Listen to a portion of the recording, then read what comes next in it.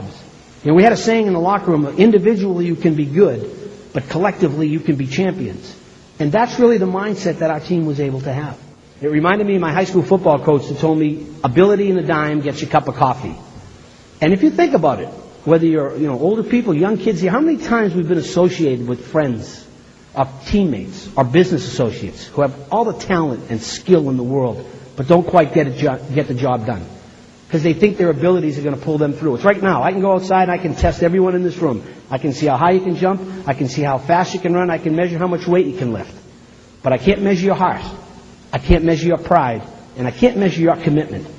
And to me, those are the intangibles. Those are the little things that separate good teams from great teams. If it wasn't for the school that you went to, you wouldn't be doing the things you're doing today. And regardless of what degree you can give back and help and get on board.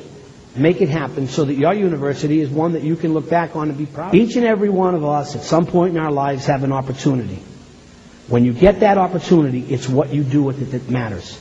Here at the university, you have an opportunity to make lives better for students and future students down here.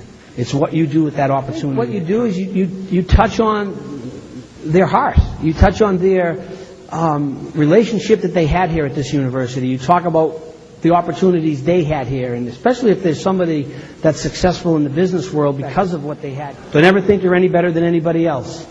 Understand why and how you're able to achieve the goals you achieve. Time, effort, and work. Believe in yourself. Surround yourself with people whose goals and objectives are the same as yours. And at some point in your life, you will be successful. It was more than a hockey game. It was us against them. It was freedom versus communism. Nobody gave us a hope in Halloween. It was a sliver of the Cold War played out on a sheet of ice. Here you have a bunch of fresh-faced college kids taking on the big, bad Soviet bear in the United States. In the Olympics.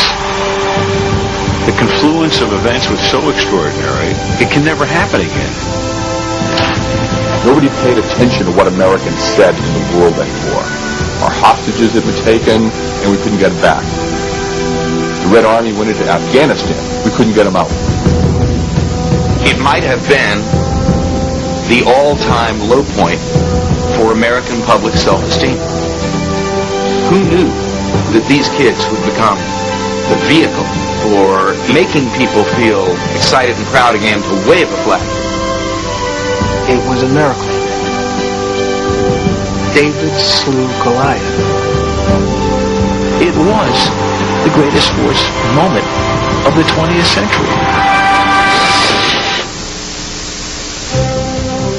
It was 1980, the Winter Olympics in Lake Placid, New York. No one considered the United States, the most inexperienced team in the competition, to be a serious contender for a medal. But now, after an improbable series of wins, the young U.S. team faced the Soviet Union, the dominant hockey team in the world, in a battle to determine who would advance to the gold medal game. Here we go as the game is underway. The Soviet Union. The USSR took an early lead. But in the third quarter, the scrappy U.S. players tied the game 3-3. Then, U.S. team captain Mike ERUZIONE smashed home the game-winning goal. Eruzione! Mike Eruzione!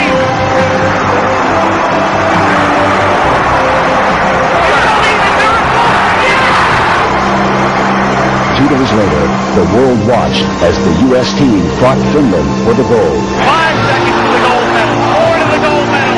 This impossible dream comes true.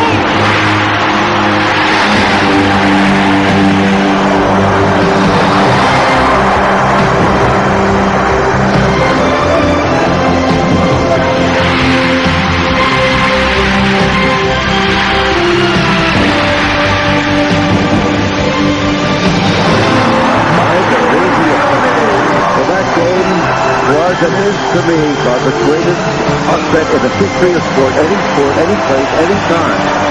22 years later, at the opening ceremony of the 2002 Winter Olympic Games in Salt Lake City, Mike and his teammates had the honor of lighting the Olympic flame. Ladies and gentlemen, please welcome Olympic champion Mike ERUZIONE.